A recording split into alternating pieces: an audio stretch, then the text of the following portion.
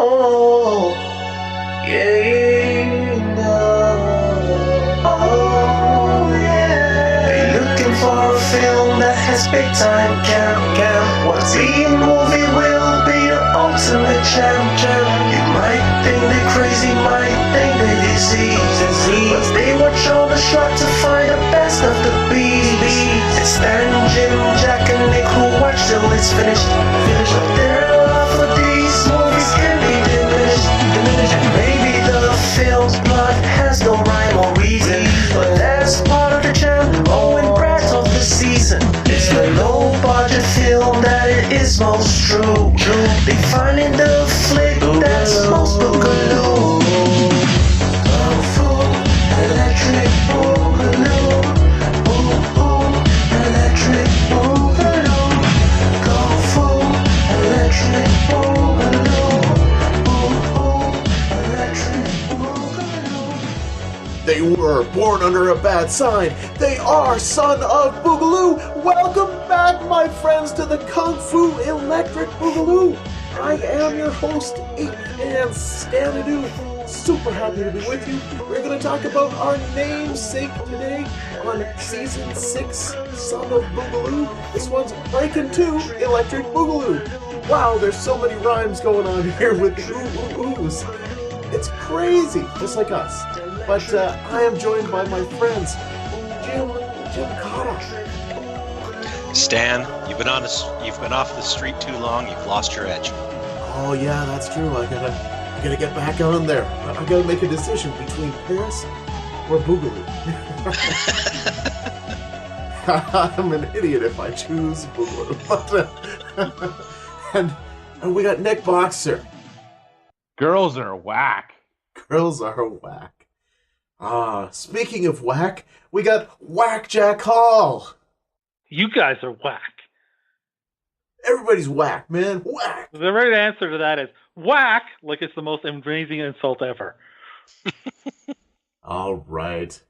Well, Yeah, but the proper response is a dance-off.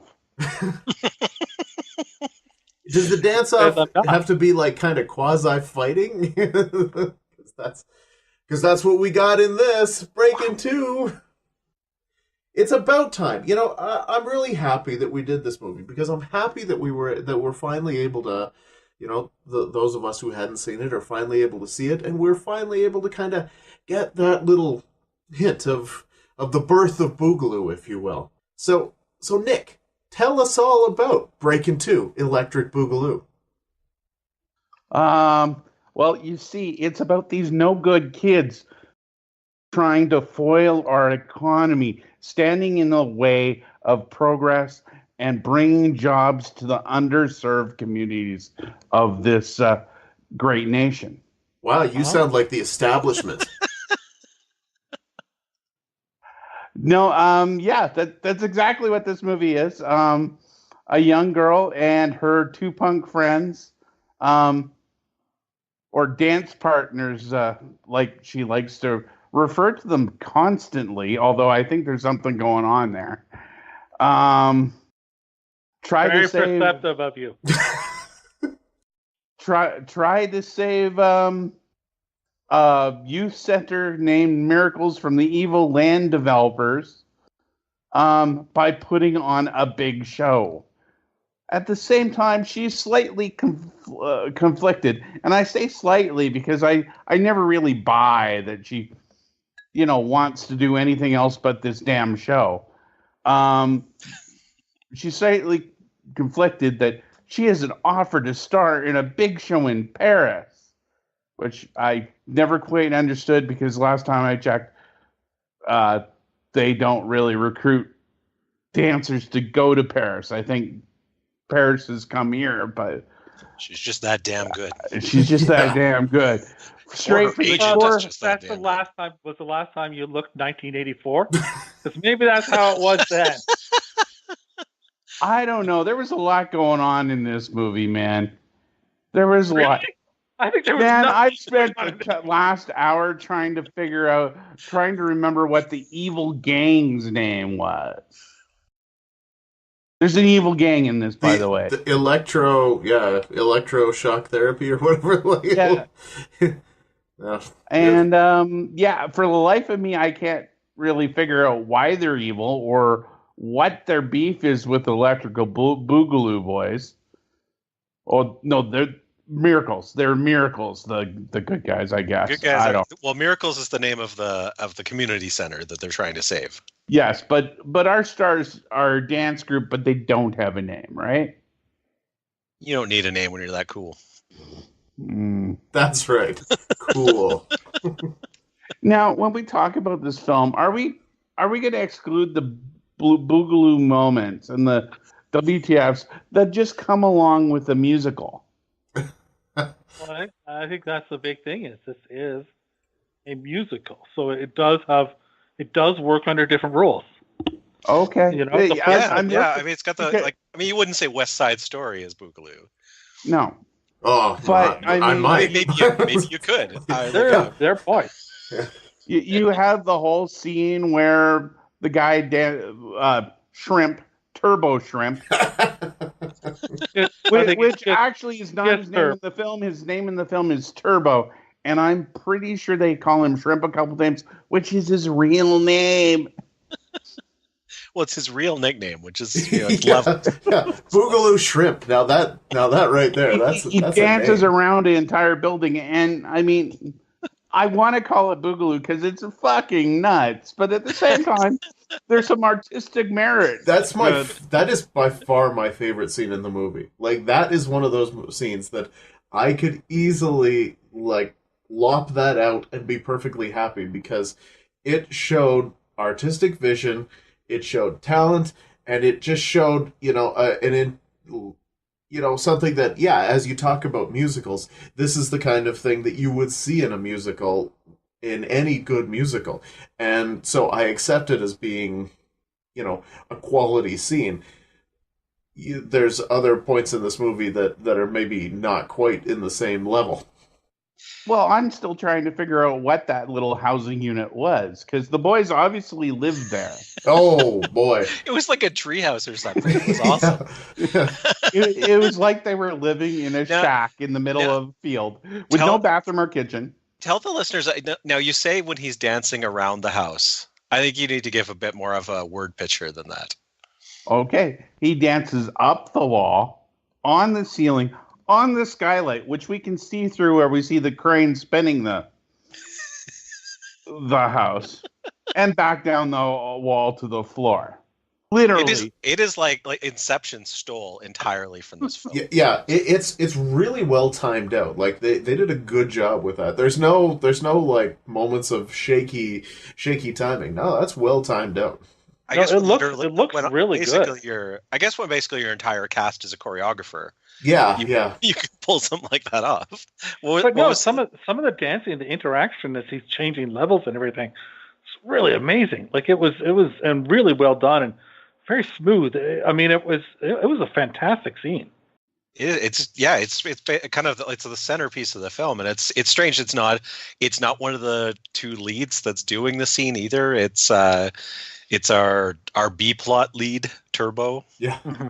But yeah, that scene just really works. I think for what was strange for me watching is that the movie's surprisingly wholesome. Oh yeah, mm-hmm. Yeah. It was like especially in comparison to some of the other movies like Wild Side or Beat Street that came out at the same time. Seriously. Yeah, it's like a very special episode of Blossom. It's really wholesome. I mean, the plot of this revolves around trying to save a community center for underprivileged youth. It's like the Brady Bunch could have done this story. Yeah, and it's so weird because they're fighting the bad gang, but even the bad gang is not. Like, I mean, it's barely a story up until the end. Like, you could have easily written the bad gang out of it, and you wouldn't have known that they needed to be there. That's just a callback to the original, where the bad gang was basically in it, and they played a slightly bigger role. So, So yeah, that's something that you don't get, I guess, if you don't watch the original. Yeah, I had. Oh, so of the four of us, who had seen the original film? I saw it right beforehand. Okay. And there's quite a bit of continuity between the two of them. Quite a bit. They're fairly close one after the other. Absolutely. Absolutely. Not only story wise, but I mean, basically they just went right into this one when they saw the Breakin. Well, the end credits of the original Breaking say, "And be on the lookout soon." A voiceover. They go, "Be on the lookout soon for the Breakin 2 Electric Boogaloo, the dance to sweeping the nation," or something. Now, I don't think there ever was a Electric Boogaloo. That part I don't know. Like what the Electric Boogaloo is, if there was a dance, that in no way had anything to do with the film, which is a letdown. So maybe the continuity isn't that good between the two of them. But yeah, it's there's quite a bit. Quite a few characters come back, and cameos come back as well, like Ice-T. Is in both. Is he in the original? Oh, that's great. Oh yeah. He's even less famous Ice-T is just the DJ. When they're dancing in the club against the evil gang, he's just rapping and they're dancing and yeah. So he doesn't even get his name mentioned. But I'm far more interested in the third one though, Rappin', featuring Ice-T. Also with Ice-T. Yeah. But. Nice. But when I happen to look here and see the title, the I think other title to Rappin', Breakdance 3 Electric Boogaloo. that's Boogaloo. That hardly sounds like a real thing. I'm like, I find that really hard to believe.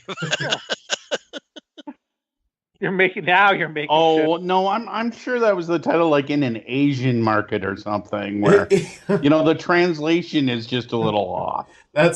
All I have to go on is Wikipedia in this case. So take that as you will. Because in my research, I found that it was Breakin' 3 Return to Boogaloo was the title. That's what I had heard or understood it to be. So was that like a planned sequel or? No, I think it's like a fan film, if I remember correctly. Oh, okay. There are quite a few of those out there. Yeah, that they're not worried about the canon lawyers getting on them. I guess whoever writes Breakin'. Well, Rappin' has Mario Van Peebles, so that's not a fan film. But is it a sequel to Breakin'? Is the bigger okay? It exists, but I mean, this says the film is a sequel to Breakin' 2 Electric Boogaloo and is also known as Breakdance 3 Electric Boogaloo. Oh man! So, okay. But the plot is unconnected, so who knows? The plot is not what's important. No, it's a canon movie with Golan and Globus attached to it. So, there you go. I'm now looking this up because this is crazy. All right. Well, let's talk about something else while you're looking things up. So I have some serious questions about the overall plot of this film. Okay, so we have plot. We have the community center. Yeah, of course. So it was taken from a Partridge Family episode, but we have a plot. So we have the community center. We have the underprivileged youth. It's the neighborhood get together. It's keeping kids off drugs. It's doing all these important things that Different Strokes would tell you are really important. And there's a developer who wants to come in and build a big super mall. So he needs to take out this is the perfect location. He says this over and over. It's the ideal location. So he needs to knock down the community center, and he's going to build this big scoping super mall. Now, with everything you know about malls, does a neighborhood like this seem like the place to put an upscale mall? Well, I do believe that he said that soon enough the neighborhood's going to change over and it's going to become a different neighborhood. Yeah, he did say that. So, and not to get involved in semantics, it's a shopping center. Fair enough. I imagined just they're opening a Safeway, man. That's what I saw here. But they show you a model of it. So I mean, we could go back and look at the model and see what kind of place it's supposed to be. But so you can't fit that model in that space, though. He clearly would have had to demolish many other buildings around this. Maybe an entire quarter of the city. It's clear that a huge chunk of this neighborhood Like not just the one building. Like a large portion of the neighborhood has to disappear to make this model work. But that means that the subtext of this film is really about gentrification. I think there's a lot more working here than we're giving it credit for. This is a social message that was far before its time. Coincidentally, the same plot was used in Step Up Revolution, the fourth in the series. Makes sense. Yes. Yeah. I mean, if you want to sit here and start listing all the places this plot was used, we're going to be here for hours. Yeah. Oh, I'm just mentioning it because it's rare that you get that plot and dance battles in the same movie. I give you that. Too rare. Far too rare. That's an homage right there. No, I mean, weird ass movie this is. There's a lot of weird. It's a very strange movie, but like you say, it's a weird thing because it's a musical. Like the first one wasn't so much a musical.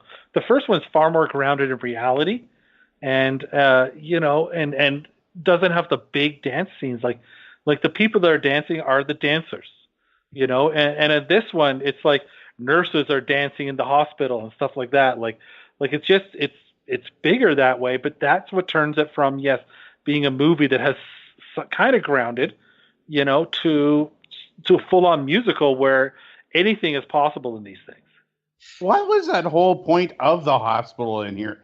It has no effect on the movie whatsoever. Nothing has any effect on the movie. and that's so typical of musicals. If you go back to the most famous of musicals, I mean, you can talk about like the big ones, like Singing in the Rain and stuff like that, and they have these scenes that, taken by themselves, are just totally unconnected, seemingly, to the rest of the movie. That it's just like, wow, we need a dance number that seems like it's a cabaret dance number. How are we going to shoehorn this in?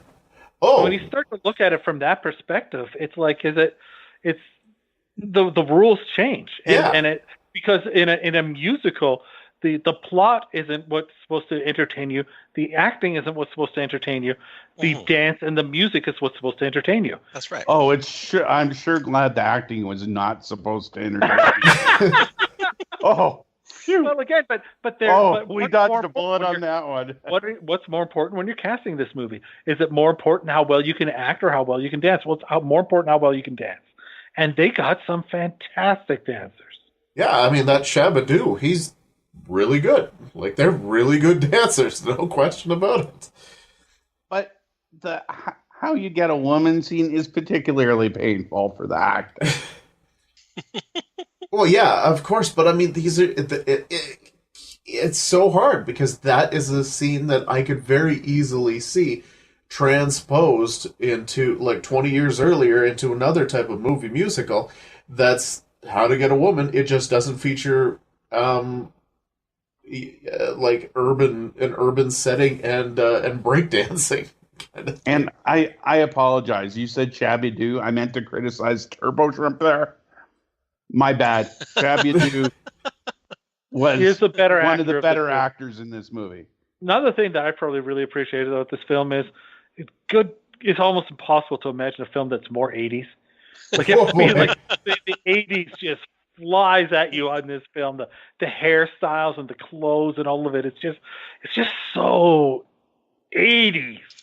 Oh, in that cartoon way.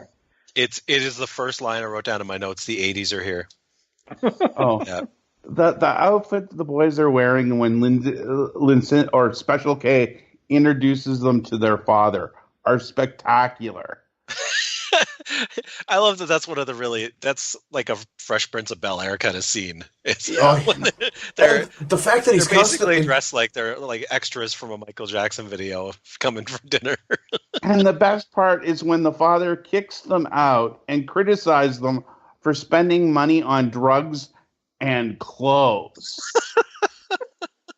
Well, as we know, I sort of was with them there, man. Those clothes were insane and obviously not cheap. Yeah, especially all those raccoon tails or whatever the hell he was wearing. Like, was like Didn't mind it. had 9 of those. It was the Mater D's jacket with all the embroidery that was that Turbo Shrimp was wearing that really impressed me. I assume Not they to made all this mention, this themselves. movie's budget on hair gel was insane as well. Everybody has the wet look going on. It's That's 80. the 80s. Yeah. Which was the fashion at the time. Yep. Yeah. I mean, this is 1984, right? Like that's bam right in there. That's the way my hair looked like that too. Hair still looks like that. It does. Yeah. Yeah. I mean, it's there's a little more forehead than there used to be, but the Jerry curl still comes down. Especially when you got to go out on the town and save your community center, then you put the Jerry curl down and you're ready Jack, to dance in the streets. Watch the first one. Did anyone do a head spin in the first one? Dude, that's all they do. No, but I was specific. I love watching breakdancing head spin because so many people hurt themselves doing it. I just watched the head spin. There were no head spins in Electric Boogaloo. Yes, there was. No, not completely upside down. Yes, there was. They got down on the ground and did their little spinny thing, but they did not actually do the head spin. Are you sure? Yes, I am. That's the only move I know. That's why I'm always watching it. Well, I thought both films had it. So who I mean, knows? I don't. It's not something I was going out of my way to look at. I don't remember it happening, but I was admittedly like staring at walls occasionally too. So I'm a little surprised that you're so down on this movie. I really enjoyed this. Oh yeah. Oh no, don't get me wrong. It was fun. It was just stupid. No, I meant Stan. Stan hasn't had a whole lot of love for this breakdancing extravaganza thus far. To me, it was just I guess as I was trying to watch it, it was just too much. I mean, too much breakdancing. Really, for me, I got it. I understand what it was. It wasn't. I was expecting more Boogaloo. Like when I'm with you there. Like I think that was one of the surprising things for me. Like no, this was just it's a sweet movie. Yeah. Like it's more Boogaloo than the original, but it's not Ninja 3 just because it has Lucinda Dickey in it. It's not, that doesn't make it it's a simple movie. So I don't know what else we would expect from it. Just to be clear, Special K was her name before there was a drug, correct? Or did they name the drug after her, or vice versa? I think it was a cereal first. The latter. Let's pretend it's the latter. Yeah, let's just go with the latter. I agree. That the cereal is it's just coincidental that there's a cereal that definitely named after her. Special K, also my rave nickname for K for Kata. I was thrilled to see Lucinda Dickey in seeing the breadth of what she can do as a performer. She's a hell of an this is one of 5 films she appeared in. We have already talked about Ninja 3: The Domination, still the top dog for the Octagon. And I wrote here, Lucinda Dickey is back, but her bra isn't. It never was. She looked when she was doing the dance off against the evil gang in that green tank top. Good Lord, does she look good? She does indeed. That's an excellent look. That kind of crisscrossy. Yeah. Yeah, it's like swim gear more than dance wear. Yeah. Yeah, fantastic. And of course, this is the same director, also Sam Furstenberg as Ninja 3. So, Oh yeah, that's right. I mean, I guess it's one of those cases where you're like, wow, what? After directing directing Breakin 2, what's really Ninja 3 next? So before we get to scoring, there's one more moment I want to talk about. So at the very end of the film, Now, just like when the monkeys did this plot, they have a giant. Wait, somebody else did this plot? They have a giant knew? performance. So they're going to raise the last of the money they need to save their community center. Just as an aside, I cannot figure out the timeline of this movie. They're told at the beginning of the film they have 30 days, and then they have they go to court, which at first they say isn't the end of the 30 days, and then seems to be the end of the 30 days, because like they're making a decision despite having given them 30 days. And then it seems like they got about a month more to work on this show that they're doing at the end. So I don't know, it's about 6 or 8 weeks. Well, because I think what happens is the fact that they lose. They lose the court. Yes, they lose case. the court thing. Yeah. And so then they just decide, like, fuck it, we're just gonna go for it, and we're gonna do our damnedest to save it because we've got certain amounts of money anyways. And so they're just gonna do it, and then they wind up, kind of forcing a change of the guy's mind. As yeah, in a strange twist, they beat the bad guy developer, with about 10 minutes left of the film. Yeah, because again, that just wasn't. That almost seemed like not part of it. Because they still have to get the money to upgrade the place. Yeah, that becomes it. So the money to upgrade it becomes the true overarching villain of the piece, as opposed to the guy who's trying to bulldoze the thing. So her dad, who has thrown her friends out of the house earlier, has criticized her work.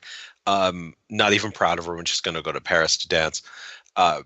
He shows up at the end, and his heart has grown 3 sizes this day. and in my favorite moment of the entire film, he writes a check for the remainder that they need, something like $100,000, to tip them over the top so they can save the community center. And then only 30. Okay, I thought it was 50. So wow, we're doing great. Yeah, he's a bunch of money. He's like, he needs a bunch of money, and he writes a check and hands it to her. And he says, "I'm proud of you, Kelly.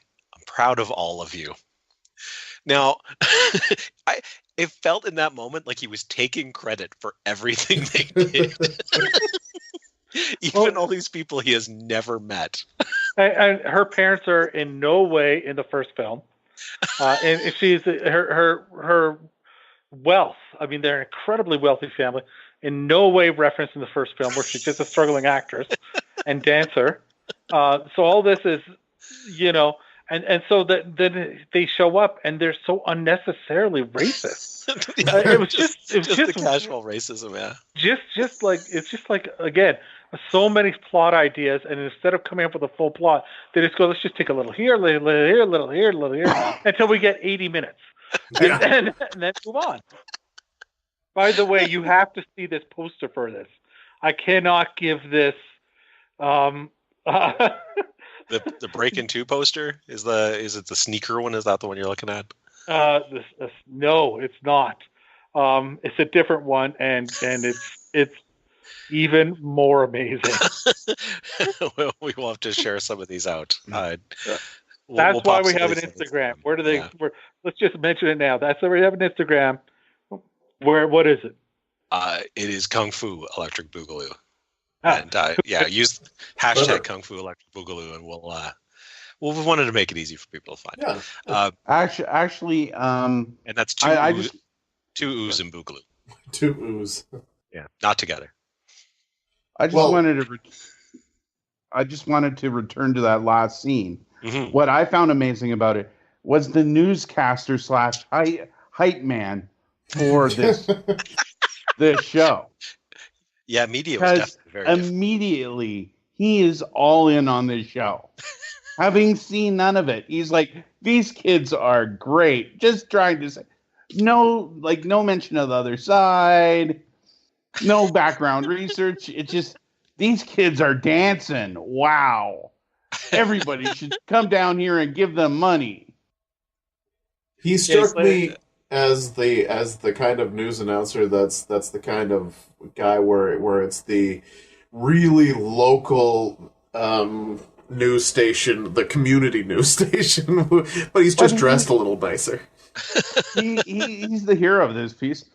That's the only reason the parents came down and paid off all this money. Yeah. So really, it should be like newscaster ahoy, Electric Boogaloo. Nice. See, this is why we need a free and independent media. Right here. This kind of story could not happen today. No. Yeah. Even though this apparently was based on inspired by real life events. So I'm serious. Oh my god! I love when the guy who runs the center gets the notice at the beginning of the film, and he says, "Hey, look at this jive letter I got today from City Hall." I forgot that. That's fantastic. Freaking awesome. Oh my gosh. Well, By the way, I'm just gonna put it out there now. You know the song in this, Electric Boogaloo. You know what's going on the podcast. I know I'm gonna have to find it. I know, but it's gotta go on. Not as good as the theme song to this, but it's pretty damn good.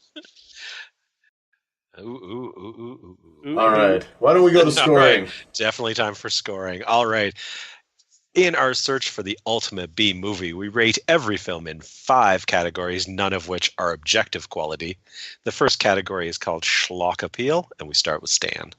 Well, I feel like this movie succeeds in being schlocky on 2 bases, and that would be the schlock of the 80s and the schlock of the musical.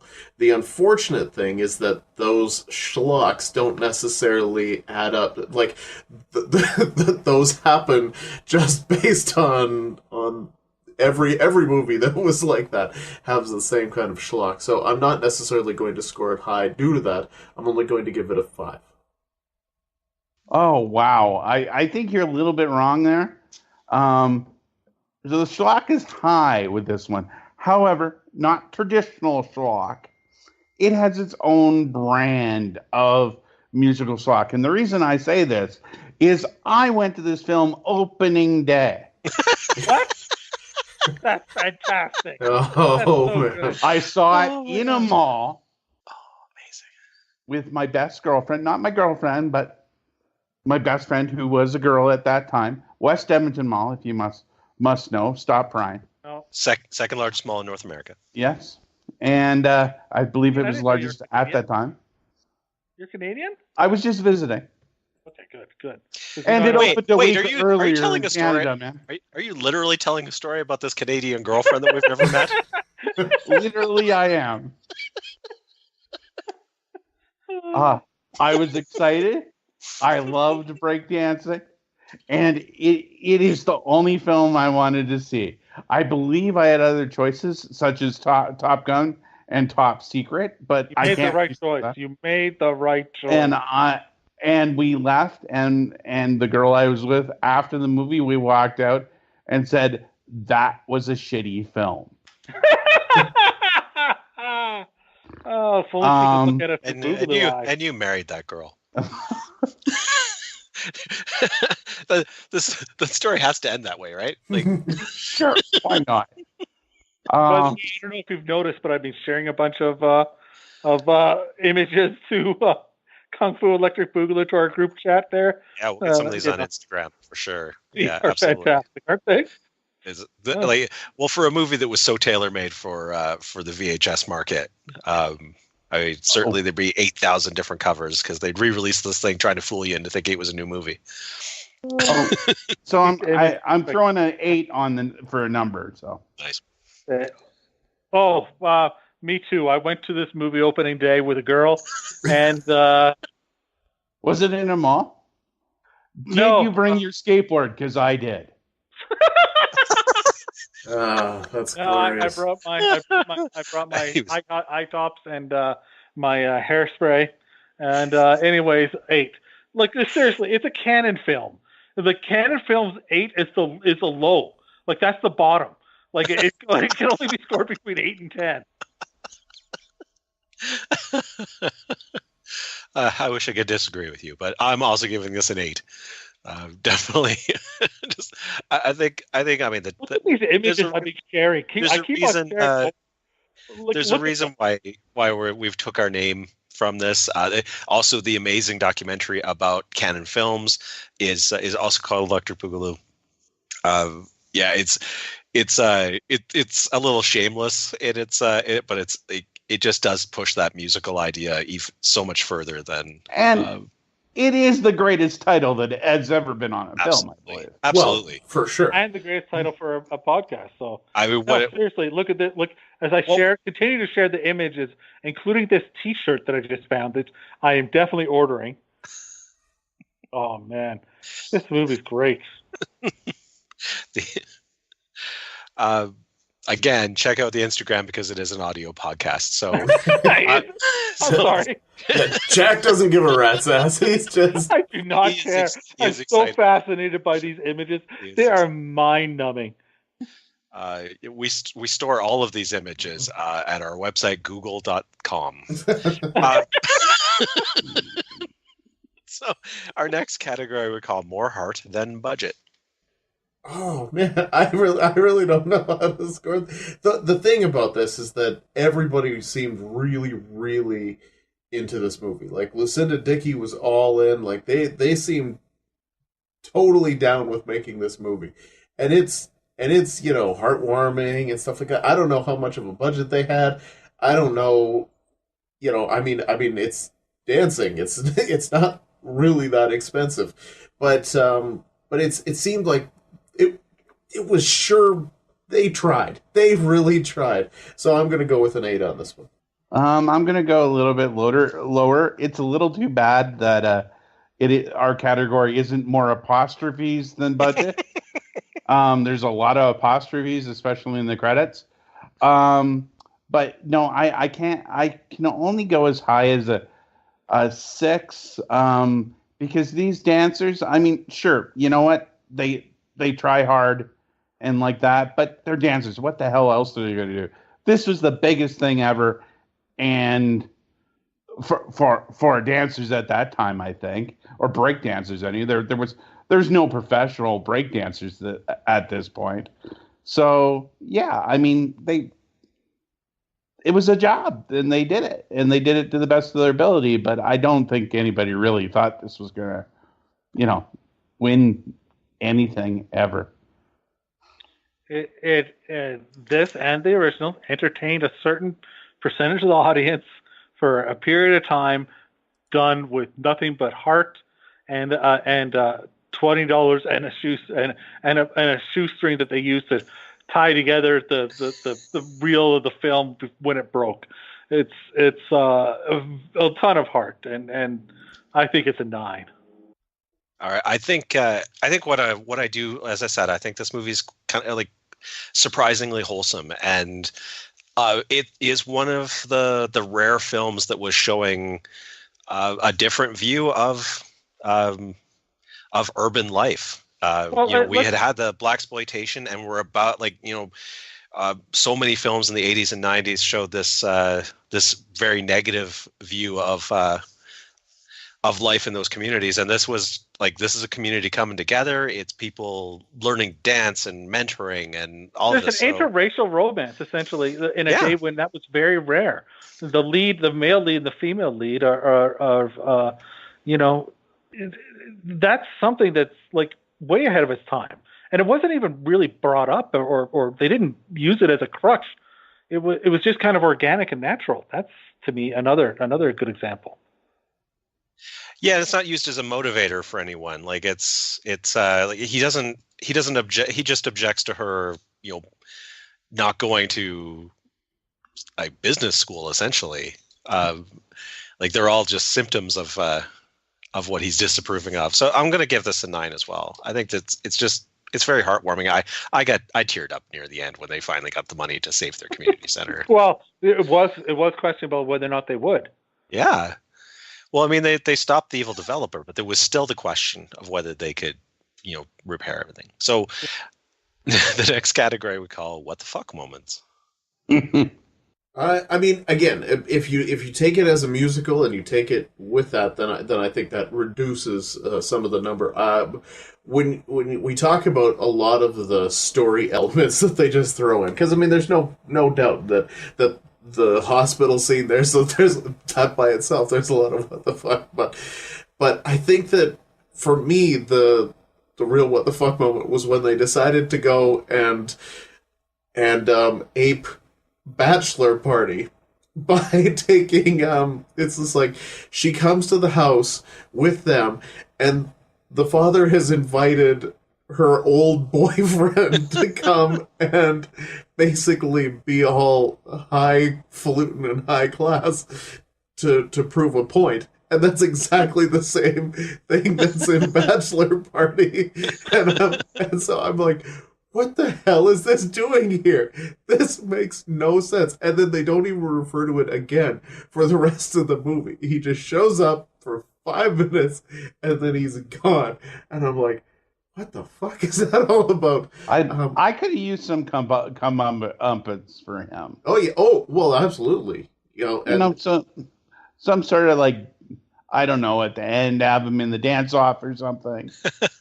Just have him show up and get like maybe taken out by the Electro Boys or whatever the hell they're called. They take him out and dance on him. But yeah, very strange in that regard. I'm going to give this a 6. I'm going to go with a 7. There's two main WTFs I want to talk about. Number one, did anyone else notice that both the good guys and the bad guys use the same boom box? No, that's awesome. And there is a close-up of the boom box both times. Once in the beginning dance number where they introduce Miracles, somebody presses play on the boom box and they do a dance number. And then again, when they start to rumble, you see the finger go down on the same graffitiized boombox. So either both gangs have some sort of timeshare on musical devices, or there's a continuity error of epic proportions. The other WTF that I just wanted to quickly mention, what the fuck is with the baby mask? Oh, yeah, that's right. In every major dance scene, there is just one guy in a monster-ish baby mask just going to town. Because it looks cool in that mask when you're popping. That's really all it is. And seriously, perhaps it's that dancer's shtick to wear that mask. Maybe that's what he figured would get him noticed. And I noticed him. I couldn't hire him to do anything if I had that opportunity, but I noticed him. That's for sure. That's true. I kind of wanted him to be the rich, the rich benefactor at the end. Just take off his mask and why didn't you say you needed some money? I was here to help you all along. Yeah, you thought you were teaching them, but really they were teaching you. Maybe he could be the guy with the glasses at the Bureau of City Management or whatever. Surprise! I was here along. Jack. Sorry, did he give a score there? I didn't hear. He did. He started with the score and then went on. Okay. Okay. Well, you know what? Again, a Canon film. So I mean, your floor is 8. That said, it loses a point for WTF tied into musical.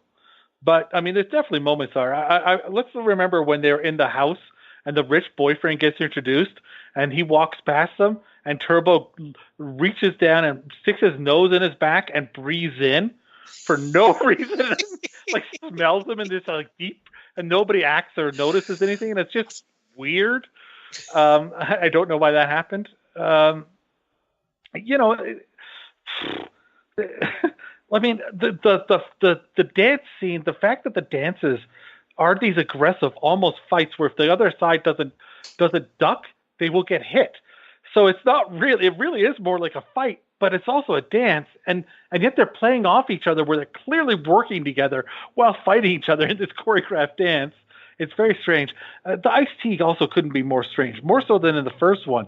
He's out there. He's super aggressive. Ice-T in a PG movie is weird anyways. And then he's just like the music is closer to his heavy metal sound, and you know he just looks like he doesn't belong there.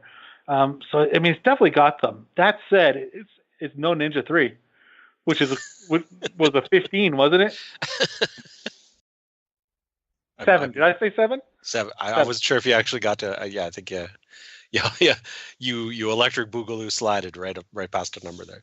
Okay. There's what the film actually stands up really well. Like it is. We say the phrase "it was a different time" a lot on this show, but this one actually, as we were saying, it's a little progressive at times.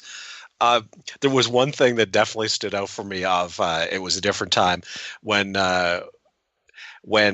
Ozone, our half black, half Puerto Rican leading man, is gonna get in the Rumble. He's wearing what is clearly a Confederate soldier hat. What? I didn't know. Oh yes. That's freaking amazing. Oh yeah, I did. But I thought it was okay because he was of color. Well, it's a different time. Yeah, and it's a different time. Go ahead.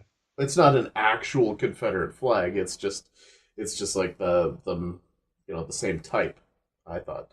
Well, no, I wouldn't say it's the type. It is a copy of a, like, it's not a, I guess it's probably not a museum piece is what you're saying, but it's a Confederate cap. It's a soldier's cap. It definitely is a reproduction. I would not imagine anyone string it for the I love that that's where you're splitting hairs. It's not like he bought like a period piece. I mean, he just got it from the local Confederate Soldier Army and Navy.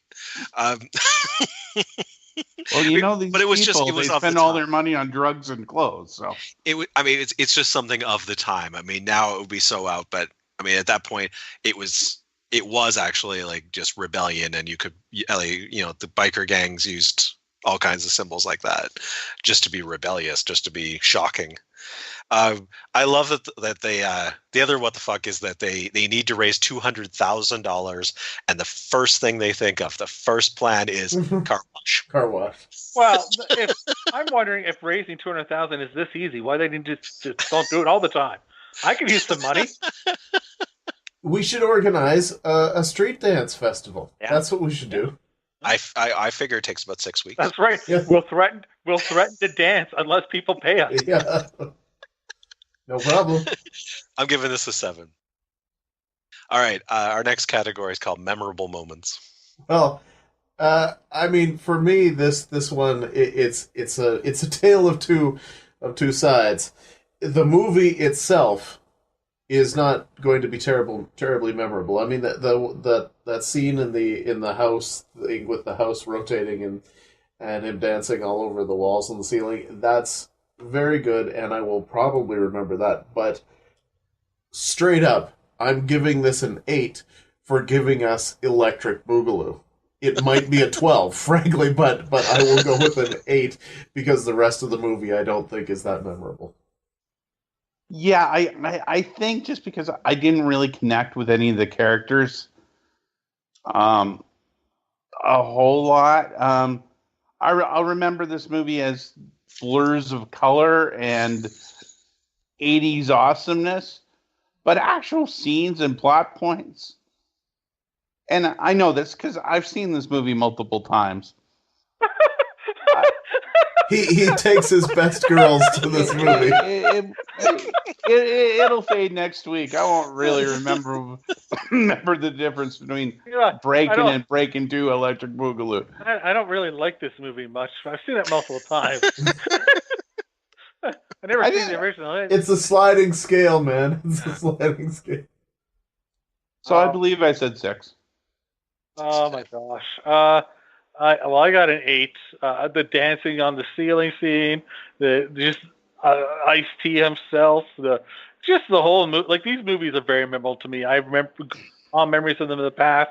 I definitely, Yeah, they've had one of the things that for memorable moments is a major qualifier. So I'm going to up it to 9. One of the things in this that is important is what kind of cultural impact they had. And they had a cultural impact as far as making breakdancing from this kind of subculture popularity to a mainstream popularity. These films were very important for that. Plus the term electric boogaloo. I don't know if you guys are aware of this, but boogaloo is a term that they made up. Well, it was actually a dance beforehand, but still, nobody had heard of it. And people are still using that word to this day. You probably didn't know that, but people use the word boogaloo for different things to this day. So, who knew? I did know that. Yeah. You did. Okay. So, I mean, when you look at that, the cultural importance of it is very high, in addition to the film itself, and I got a 9, unapologetically. Does remembering the title of a film really make the film memorable? All part of the package. It's such an important. Well, hell, it's an obviously important title for us. So I mean, how do you give it? How do you give it a lower score? Like the title is just huge. So you're saying you're going to up it to? You're also going to the 9 now, Sam? No, I'm staying with the 8 because of the rest of it. It gets points knocked down for the rest of the movie. Well, I'm going to go back and I think I already want to review Ozone's love tips. Ozone had so much great advice for Turbo about how to win his lady, the lady that did not speak the same language as him. That's right. So I mean, those tips of how to properly ignore a woman and walk away from her were also so far ahead of their time. Like he invented negging essentially, and I love that little moment with the evil land developers trying to bulldoze the center. Again, we're not really sure the timeline of why he's allowed to do this, but he's going to run over the kids anyway. And the guy driving the bulldozer says, "Hey, I came here to do a job, not to kill kids." Which I thought it was bold of him to take a stand. I'm also giving this an 8. Yeah. Heartwarming. Our final category is called Crazy Concept. Oh, I mean the title's crazy, but I think as we've discussed, the concept itself is not crazy. The fact that they loaded it up with every concept for every heartwarming movie and bachelor party that you can imagine, that's the craziest thing. But by itself, we've seen this a lot. 1. Oof. Ooh, you are so tough on this movie. I mean, sure, we did see this plot in Ski School 2 before this. 4. No, I mean, it's not high, but the fact that they made this a full-out musical after it not being a musical, just being a movie about dance in the first one, that adds to the crazy concept of it. So it's still not high because, let's face it, everything's generic as hell. But I'll give it a 3. I will not completely go as I was going to go 1 that I thought about it. I can't give them too much. Definitely they were racing this thing out to capitalize on the first one. I'm going to go with a 4 because they do push further into the musical and instead of going going darker or getting more trying to go for a broader base, they actually narrow the audience to a musical audience. So I dug that. 4 is what I'm giving it. Every season we have 6 secret modifiers. This film has 1 of them. It does have a supporting cast returning. So Turbo and Ozone, and I think a couple of the other dancers as well were in. And Ice-T. And Ice-T, Lucinda Dickey, the evil big gang members, loads of them, loads and loads. Yeah. Lucinda Dickey not being supporting cast, but yes, she is back. That's true. Well, but Ozone is not supporting cast in the first one then. Fair enough. I haven't seen the first one, so. Um, Missing out. I just assumed Lucinda Dickey was the lead there. All right, that gives us a grand total of 66.5 out of 100. Puts it in just about the mid zone, 1 point back from Jim Cotta and just up from Up the Creek on the Octagon. That's pretty good. Yeah, not bad. Good. I think if one person might have dragged this one down.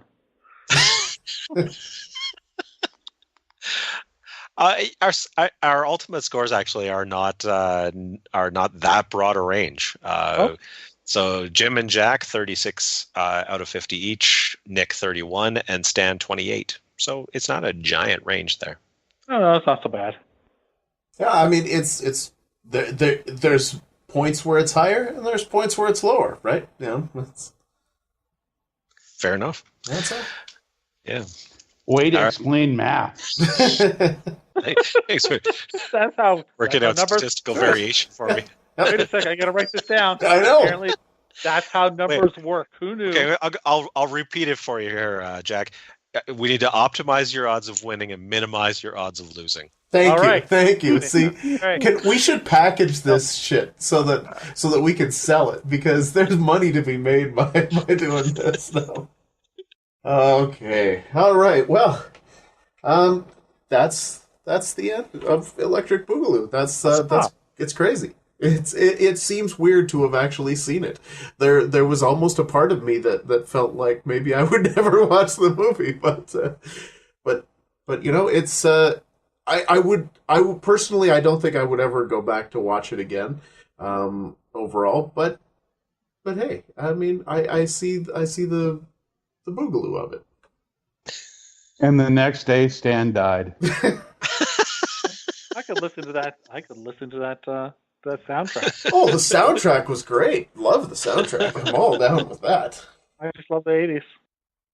All right. Well, next up, we are again shifting gears in our Son of Boogaloo season, and we are jumping over to Captain America 2: Death Too Soon. This is a TV movie, so it's totally totally different from this one. Although, again, I figure that there's going to be a lot of heartwarming. So our first TV movie, is it? Geez, I think it is. I think it might be. Might be. Was Flesh Gordon TV? It might have been Cinemax. Flesh Gordon, yeah. Yeah. All right, Jim, tell the folks where to find us. I know they know where to find us on Instagram, but Preppies technically was Playboy TV, Playboy channel, but Yeah, that's right. technically, yeah. We are on Instagram at Kung Fu Electric Boogaloo. Everything else, visit our podcast sponsors, wetalkpodcasts.com, and that's also where new episodes get posted, and it is where you can look at the Octagon, which is the ongoing record of our search. You can search for, if you're a fan of schlock, if you're a fan of crazy concepts, you can sort each category and pull out the top movies in each of the 5 categories as well as the grand total. We Talk Podcasts has Twitter and Facebook. You can follow them there, and they'll tell you when new episodes are coming.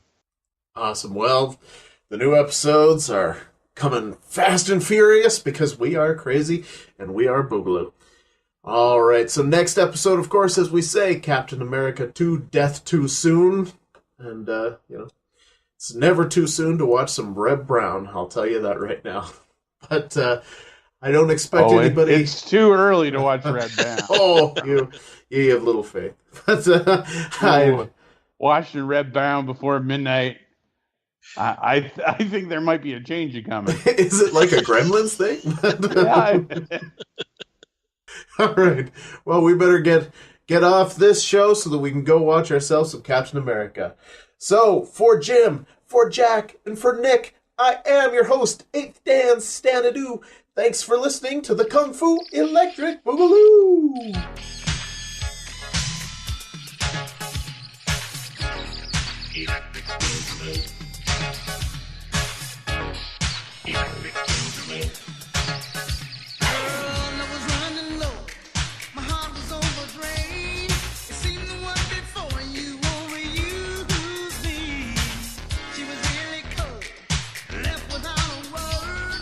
Didn't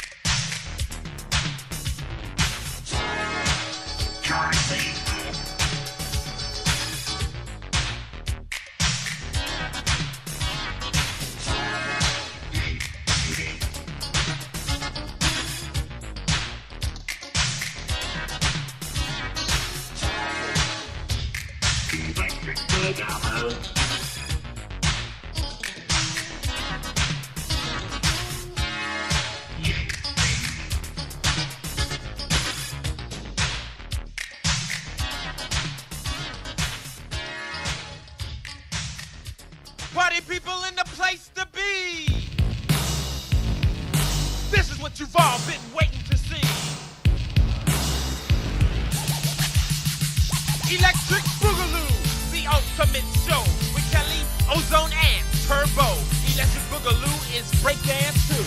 Guess who? Hi. Electric Boogaloo's action dance, the best you'll get. If you like breakdance when you ain't seen nothing yet. I'll finish you, your friends, and your whole damn neighborhood. This time there is an enemy, so they must unite. Because to say what you believe in, sometimes you must fight. You lost your edge. Try me. Electric Boogaloo's the greatest, nothing can compete. And once you've seen this movie, you'll believe